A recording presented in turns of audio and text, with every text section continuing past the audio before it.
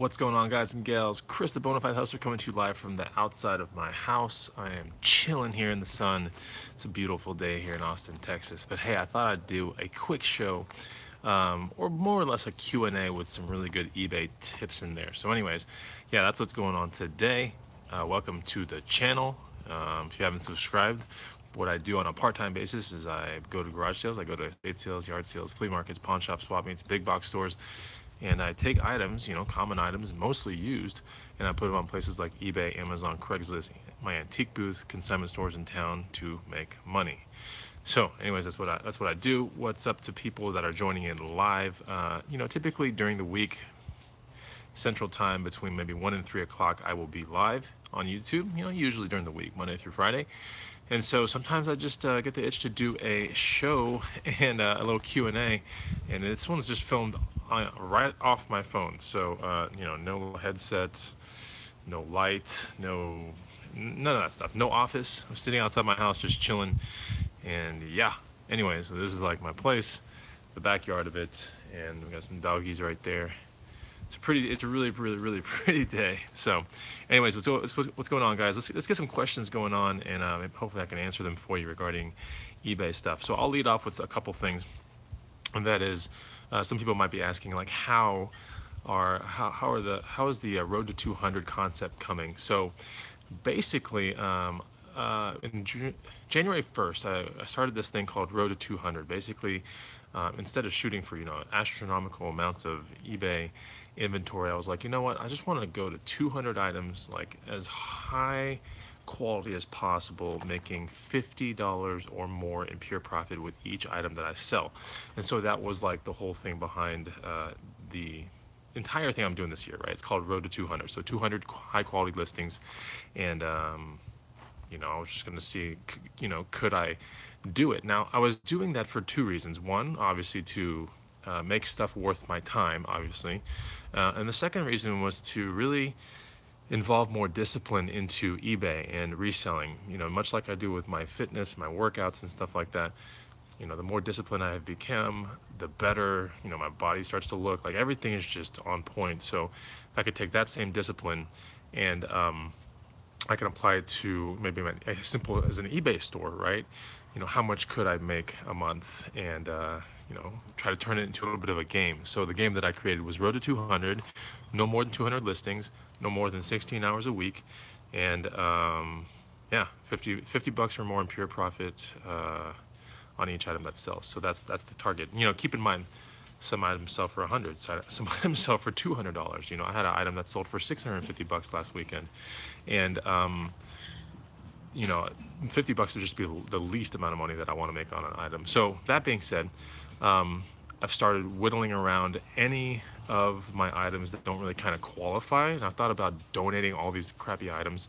They're not crappy. I mean, I can make money on them, but I really want to see my store have nothing but items that are, like, let's say north of 70 bucks, with shipping and buy cost involved. Like, that would yield me about 50 bucks, So I want to see my store have a bunch of those kind of items. And I'm sick of, seeing my store with, maybe 20 or 30% being items that I don't really care about. And so I urge you guys to follow kind of like the same thing, but maybe not so much, maybe follow on the Road to 200 concept, but maybe make it Road to 300 for you. If you have 1,000 items, maybe Road to 500. But either way, take a look at your business from a top-down perspective and go, what would make this business fun again? What would make me really want to go out and source, and what would make me really want to list these items? So a couple of things that I found out about this project so far. We're 2.5 months in, and I've learned a couple things. One of those things that I've learned, and it's coming down to almost a suspicion, maybe a hunch, is that the eBay algorithm rewards people that do constant listing. All right, so what that means is, like, try not to take a day off of listing. Even if you have, like, you've taken 20 pictures, 20 different products times 12 pictures, and you have it all on an SD card, don't just put all 20 down on one day and then let 5 days go by with no listings. I would much rather do, 4 listings a day for 5 days, something like that. So be thinking about things like that. Always leave some listings left over for the next day in case you don't take any pictures or something like that. What else did I learn? So far, I've learned that I can do it. right? It's working. It's definitely working. If you take a look at my eBay store and you see all my solds, it's definitely working. Like it's a lot of fun. I'm purging out old crappy inventory, so that's fun too. And I'm definitely pumped up to go hunt for stuff. So that's the most important thing. Because if you're not having fun in your business, like it's no different than someone that doesn't have fun in the gym, right?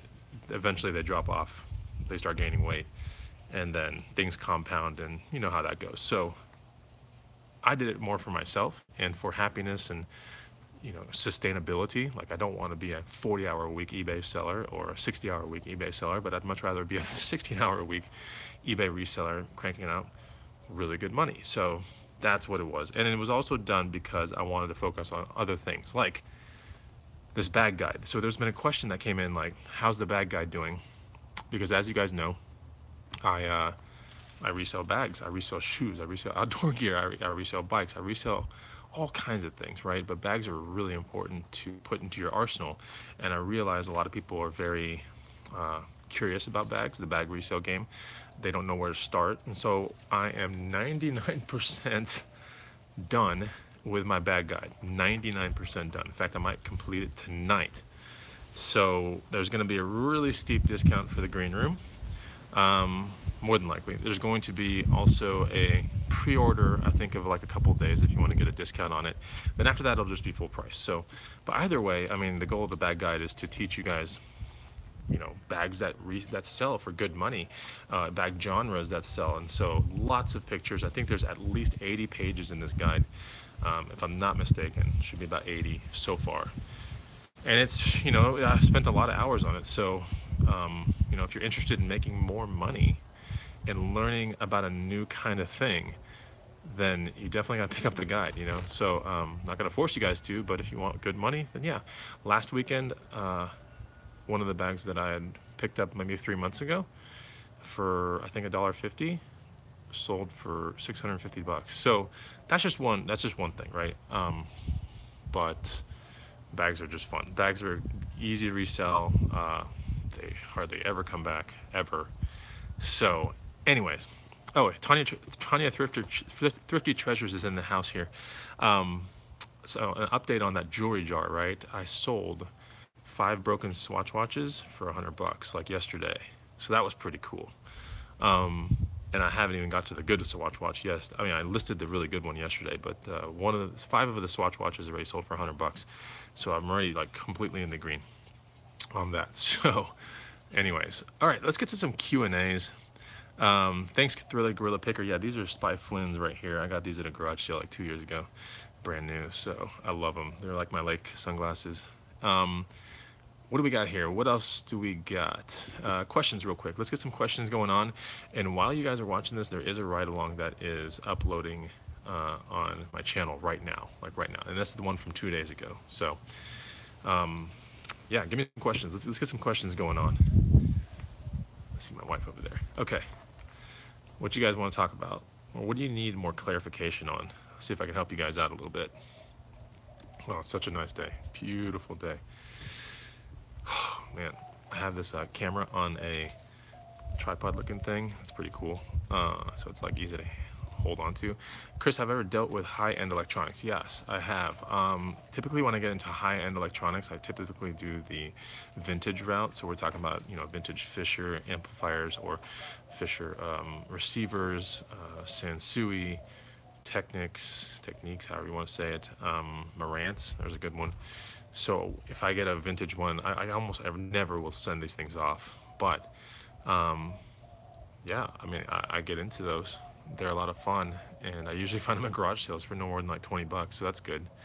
Yeah, vintage electronics are cool. I'm trying to think what other kind of vintage electronic things that I resell, but amplifiers, tuners, preamps, yeah, those are pretty much the big ones. So pretty interesting.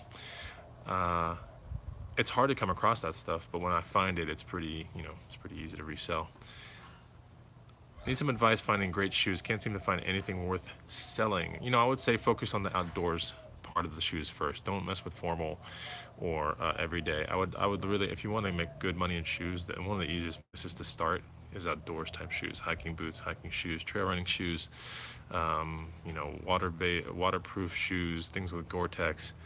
Those are a little bit safer than your run-of-the-mill Kohan or just Florsheim. Like I personally would not do all that. I mean, unless you really know what you're doing. Yeah, so focus on your outdoor shoes before anything. Speaking about the shoe game, I sold a pair of Vans the other day for $70 that I was into for I think 12. So that was pretty neat. And I always say that Vans with really interesting graphics or themes are worth reselling. And this one had a Marvel theme, so it was a no-brainer, quick pickup. And yeah, I got really close to like 45 after fees for that one because the shipping was really cheap for some reason. So. All right, let's get some more questions going on. We got 70 people tuning in live. Who's going to pick up the bag guide when it comes out? Because it's coming out soon. It might even start popping this week, like the pre-order, so I don't know yet. It's self-edited too, so when you guys get it, like, I'm trying, I could make the cost like $50 for this guide, but it's not. It's going to be much less than that. I didn't do an editor or anything like that, but it is decked out and it's like super sweet. So who's going to pick up the bag guide? Let me know in the comments right now. And who's scared of bags? You should never be scared of bags. My gosh, bags. I seem to pick up like a bag every single week. I really do. Last week's bag pickup was, I think $5, $4.83. Estimated resale between 80 and $100. Last weekend's bag pickup, or maybe Friday, I picked up a really cool survival type bag that was like more of like a shoulder strap bag. That one was picked up for $10. Resales 100 on that one. So, just telling you, I mean, money is money. I mean, you shouldn't be super picky about what am I reselling or something like that. If the money is there, you should be learning about it. Thrifty Treasure says, "Where are my dogs?" Well, one of them is walking back there somewhere, and then one's about to come through the house right here. There he is. There he is. Anyways, Austin, come here. Come here. Go say hi to YouTube. Austin, right here. Oh, there you are. Here, go say hi to Tanya. You see Tanya? You see Tanya? Is Tanya right there? Yay. All right. That's Austin. Named after the best city. Okay. What other kind of questions do we have? That's Mr. Austin. We bought him. We didn't even buy him. We went in to get some breakfast tacos at Whole Foods, and my wife saw one of those little puppy kennel pen things, pet the puppies kind of thing, and I was like, oh no, here we go. And then she started petting one of them, and then she took it into her lap, and I was like, great. We go in for tacos, we come out with a dog. That's basically what happened.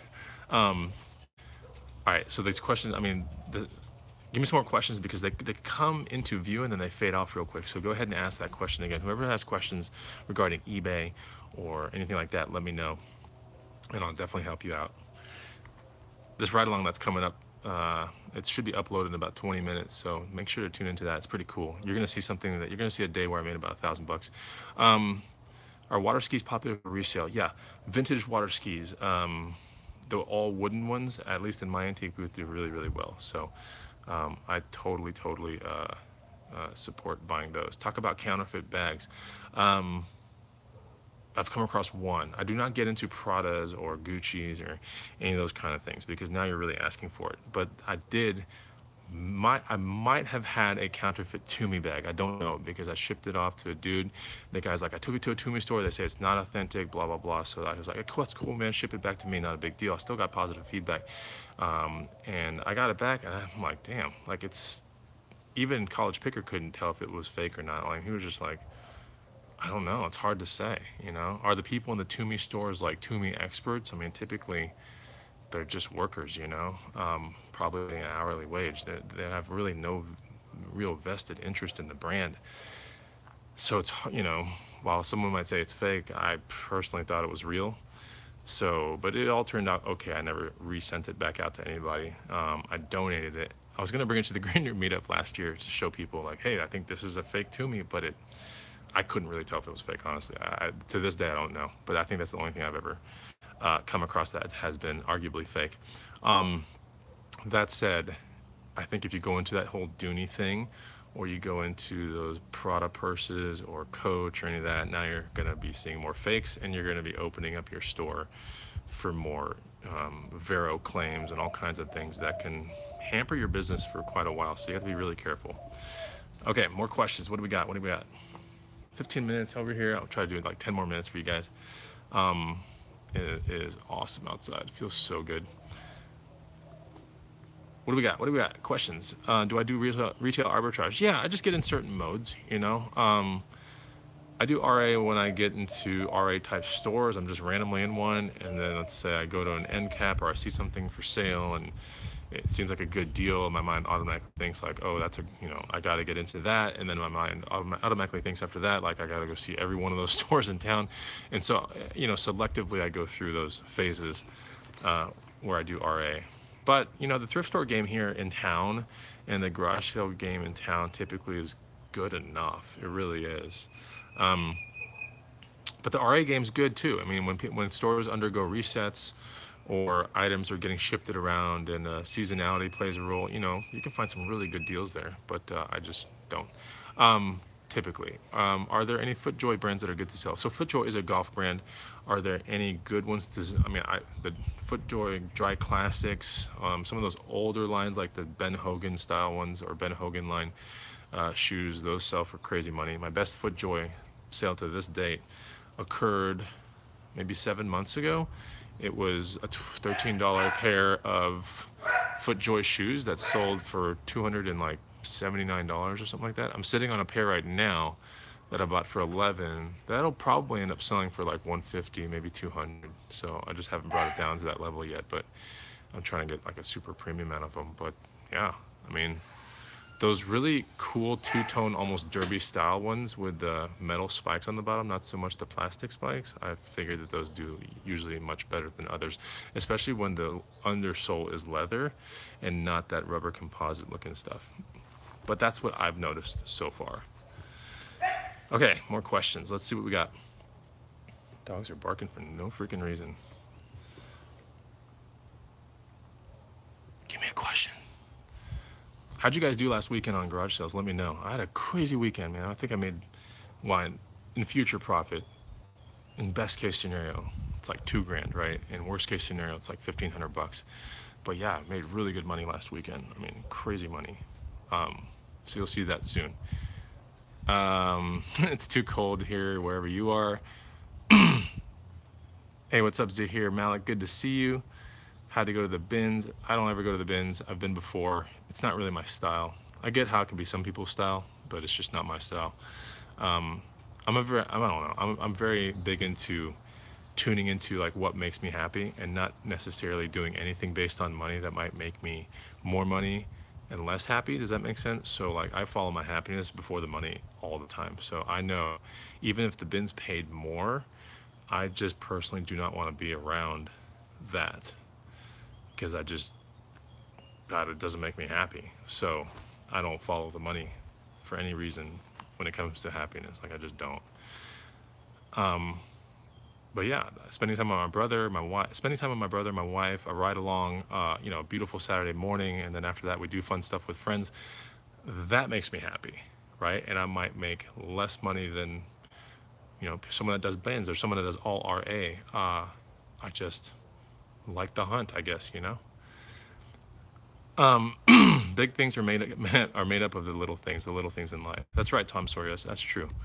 And to me, big things are happiness. I think happiness is the most elusive thing, and people can tell themselves they're happy even when they're not. Like I know when I am happy, and I know when I'm not happy. Like that's just what it is. Someone said I love the couples video. Yeah, cool. There's another one coming up pretty soon, but my brother's in it, so it's like a couple and someone else. Have you ever bought a storage locker? No, but I've been to like shed sales and things like that that occur out of storage lockers, so I've been to those.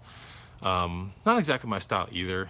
I like picking on people's property in shed sales, like when it's the winter time or the fall, when it starts getting like a little bit cooler. I don't like being 100 degrees, sweating my ass off, crawling through people's junk. I just don't like that. But if it's a little colder and I have the right kind of gear on, and I have the truck's clear and there's nothing in the bed of the truck. I mean, yeah, I like doing that because you can hit home runs real quick. But it's about to be 100 degrees in Austin, Texas, like soon, like in the summertime. I don't do stuff like that. I do garage sales, and then I hit the lake. That is essentially like my entire weekends. Anyway, what else we got?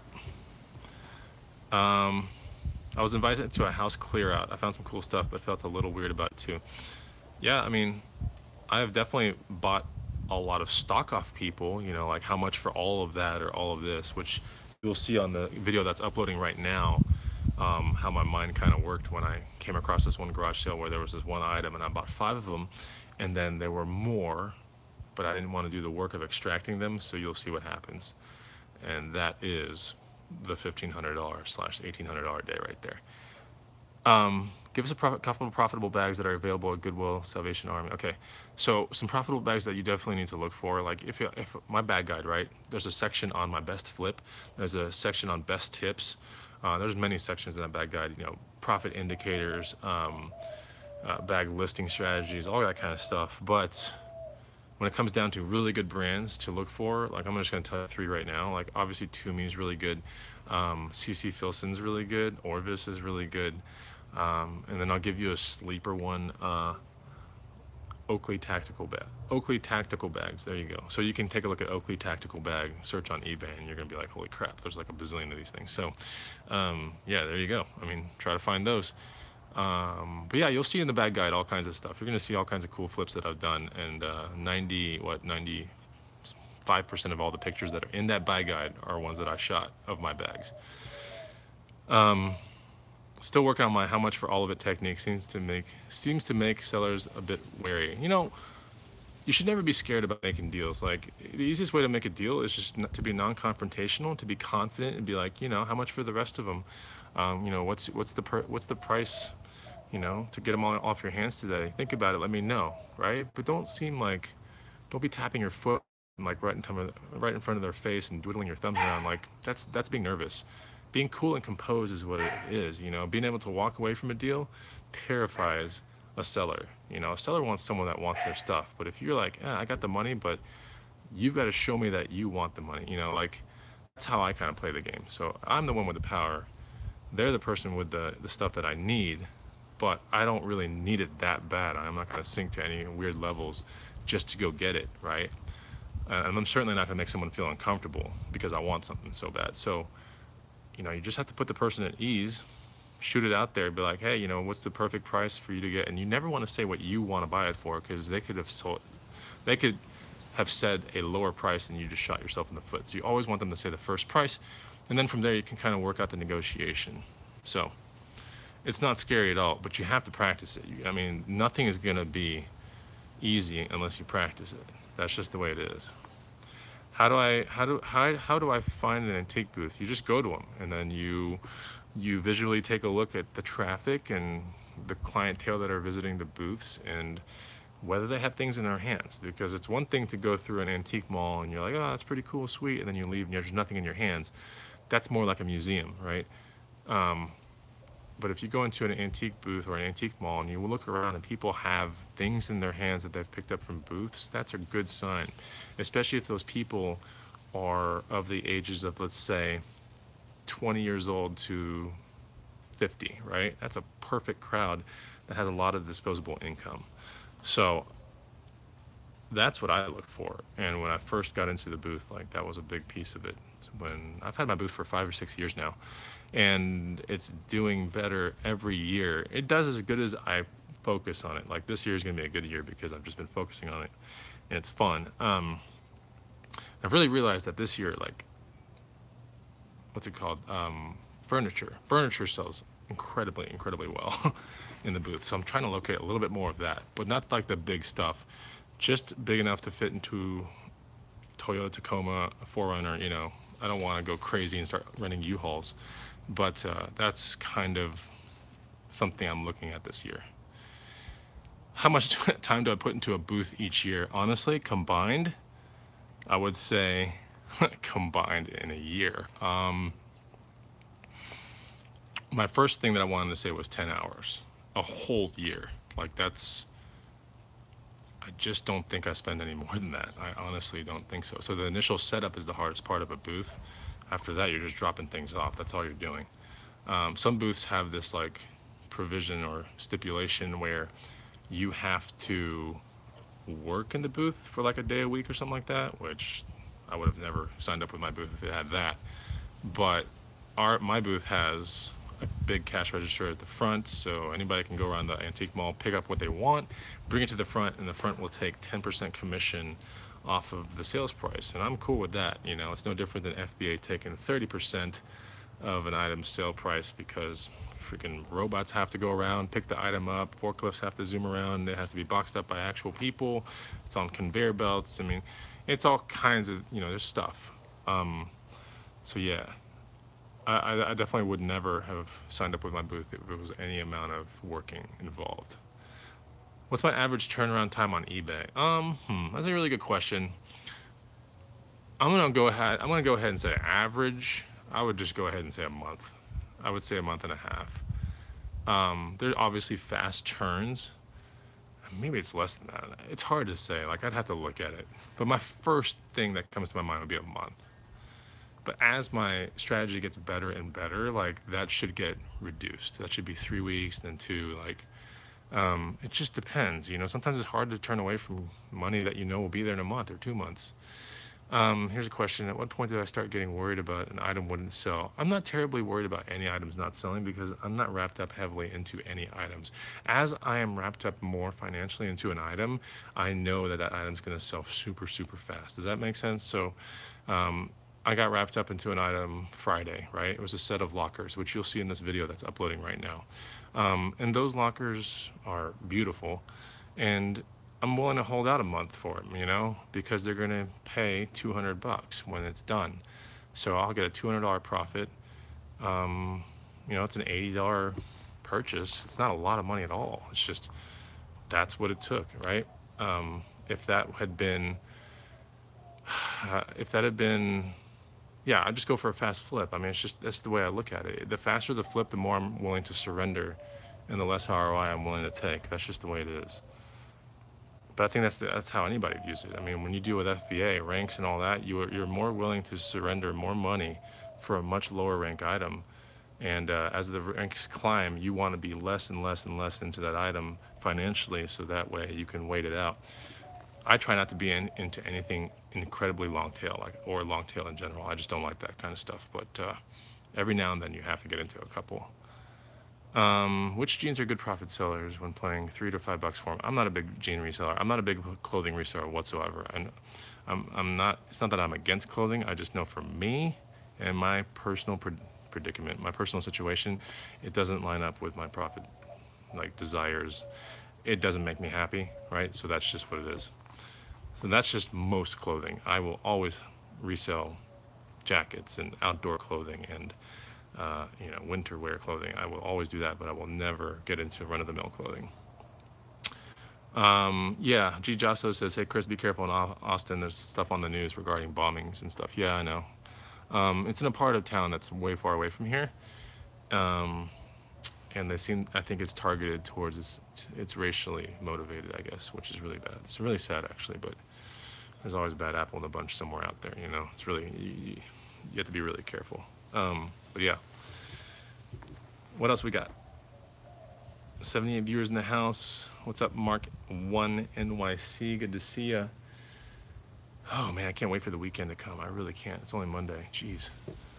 I can't stop thinking about this next coming weekend. I don't know why. I just am.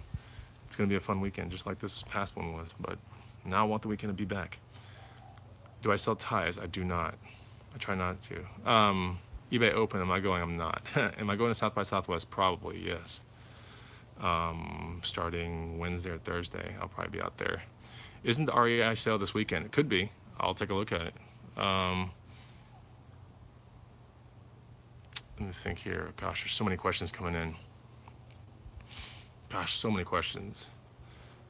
Okay, like 8 questions just rolled up super fast. Sorry. Toys R Us is going out of business. I know. I might go check. I might go peek my head in there. I'll take a look. How's the journey to 200 going? It's going well. I think I'm at 153, 155 items. I got to as high as like 168 one time, and then just this one weekend came down and just went nuts, and I sold a bunch of stuff. So, I mean, I really want to get to 200, I really do, but I'm not going to get to 200 because it's a number. I want to get to 200 because I have 200 awesome listings. I'm not going to just force myself to, put stupid things up. So, anyways, yeah, it's going. It's really fun, actually. I like the road to 200 thing a lot. It's super fun. I thought I saw a question, at what point do I start lowering prices on eBay? I lower my prices all the time, but I can lower them between $1, $3 to $10. It just depends. You can do that in bulk when you have I have a premium store, not an anchor, but a premium store, and so you have the ability to do anything you want in bulk with those things. So that's what I do. Yeah, almost every time I relist, I'll take $1 to $3, sometimes 5, sometimes 10, and I'll do that. I checked out Toys R Us today, not liquidating yet. Yeah, I mean, it's probably gonna be pretty decent, but you know how liquidations go. They go in stages, right? So they're gonna start at this, then that, and this, then that. It's just, and then at the very end, they'll probably sell the contents of the store to just some local reseller or some regional reseller, honestly. Run a sale, it's sometimes better than lowering the price. Yeah, I run sales all the time, and I lower the prices. If I have dead inventory, do I bundle? No, because all my stuff is pre-boxed already. Like once it's boxed, I don't touch it anymore. So it's all in my garage. There's all kinds of poly mailers and bags and padded this and padded that and boxes all up on this wall in my garage, and it's stuff that's just ready to go. I don't go hunting around when someone buys one of my items. Like I have it and it's ready to go. Although I had a couple weird things happen like last week, which I'll make a video about that. Yes, you can do it with Basic Store. That's right. Adam A517 says you can do all that with a Basic Store too. That's true. It just depends. Like the eBay Store calculator will tell you when it's time to get out of a Basic Store into that middle one, and then into the premium, and then into an anchor. Like there's an eBay Store calculator out there, and you can plug in all kinds of little mini metrics and see if it's ready, if you're ready for that next move, because it does save you money, especially with relisting. So, anyways. These questions are just flying by. I don't know how you're keeping up. I don't know either, man. I got a ton of best offers coming in. Some I take, some are hesitant, even though what they offered is in the green. Yeah, I don't do best offers on any of my stuff, and every now and then I get into a phase where I'll do them, but like I just don't do them, and I still get offers behind the scenes. That's the thing. And people are like, well, are you willing to take this? I have a $100 item. Like, here's what I have. I'll pay you 60 right now. I'm in the green, right? It's a $10 item. I really want $100, right? But someone offered me 60. I'd be in the green. Most people will be really happy with that. But for me, that's an opportunity to do I want to get out of that item right then and there? How soon? When did I source that item? Did I source that item 2 months ago? Did I source it 2 days ago? If I sourced it 2 days ago, I'm probably not going to entertain that offer. But you should always, do a counter offer. Now, if I have it for 2 months or 3 months, and let's say it's the tail end of the day, and for me, I kind of want to make sure that my days, there's almost sales on every single day, I might actually honor that. It just depends. And if you decide to do a counter offer, then you have to understand that a counter offer sometimes completely wards off people. But if you put the counter offer a little bit closer to maybe their price than you would maybe your price, so if you're $60, if someone's at 60, you're at 100, and you'll be thinking, oh, counter offer has to be at 80. It's not true. You can just put it at 70, and that's a little bit more towards them than you. It's 10 extra bucks, right? That's 4 Dopios. That's like half a tank of gas in a Prius. So, I mean, you can get away doing counter offers. I think counter offers I don't entertain any offers that are too low. Even if I'm in the green, if they're just too low, I don't entertain them whatsoever. But I get offers all the time on so much stuff, that I ignore about half of them, but the other ones I send counters or I entertain them like right away.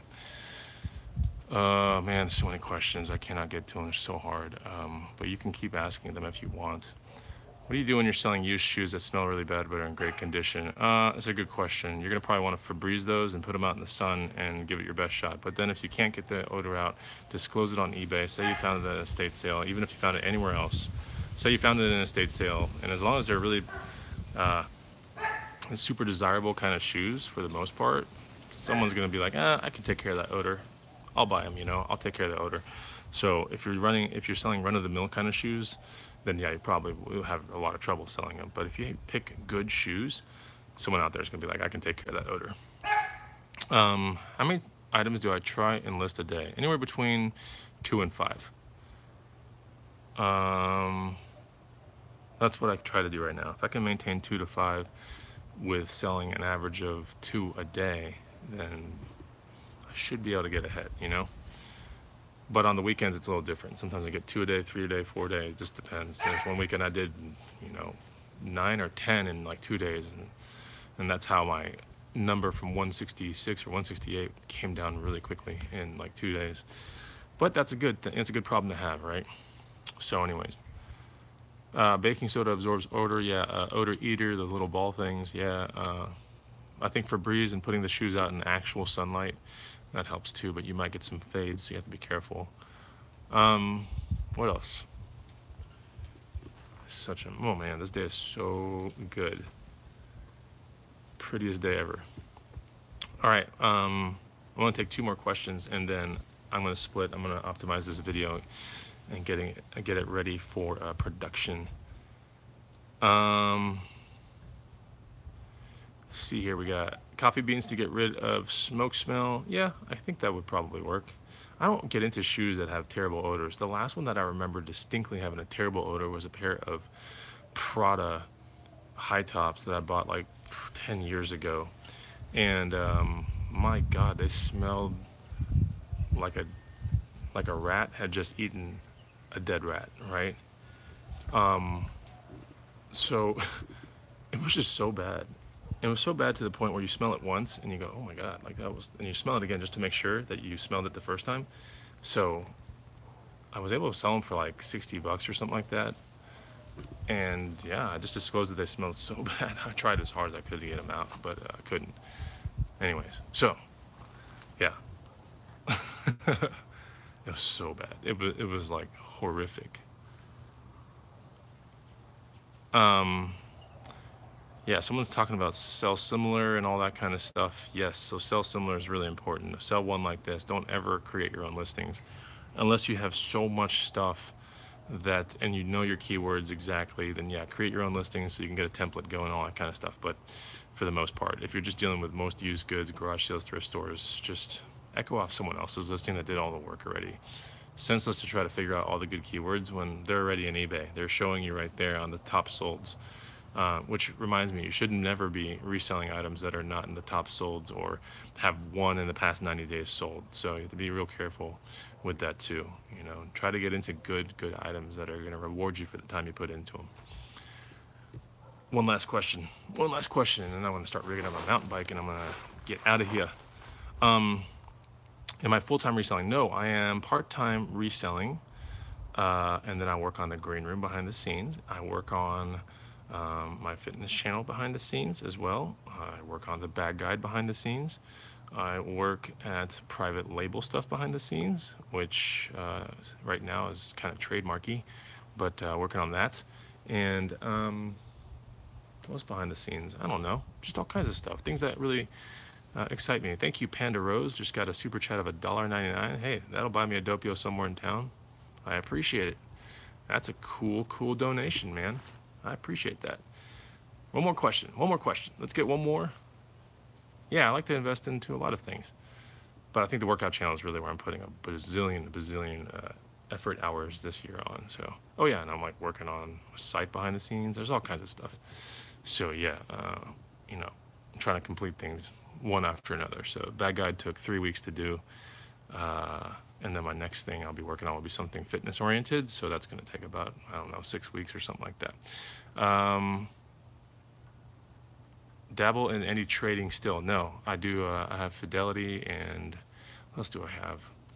Scottrade. There you go. So Scottrade and Fidelity, and I have some stuff in Scottrade. I have mutual funds in Fidelity. But I don't really mess with them. They're mutual funds. You know, you kind of look at them periodically through the year and make sure they're on track, and that's about it. One more question. One more actual question. Come on. One eBay related question, and then I'll split. Okay.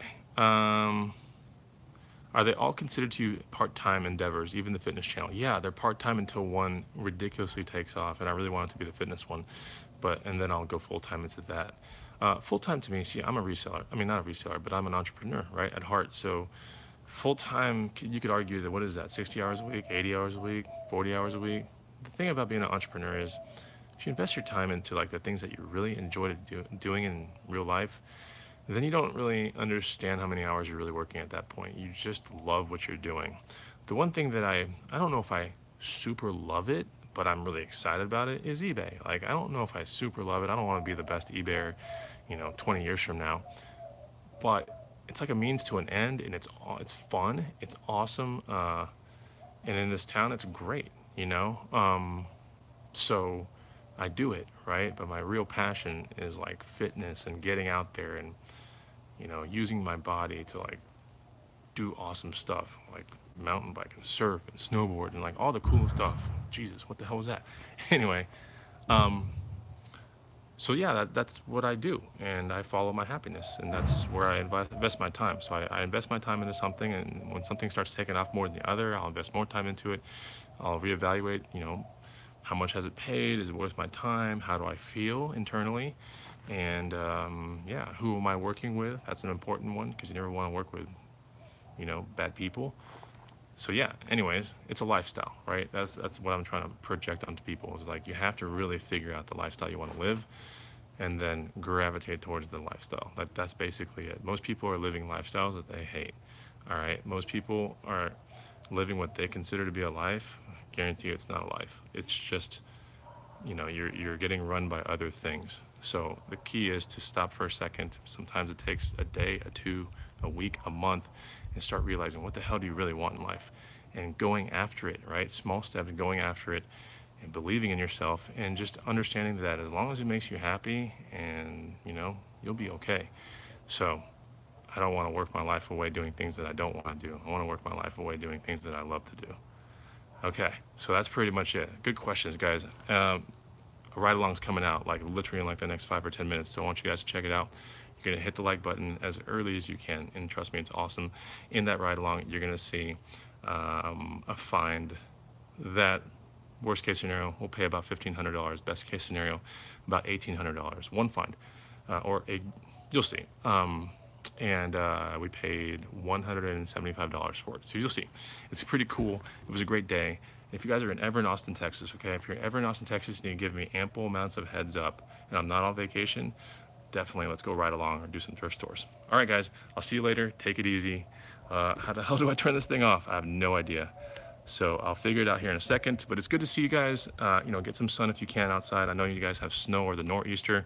Once that thing passes by, get outside and have some fun. Bye.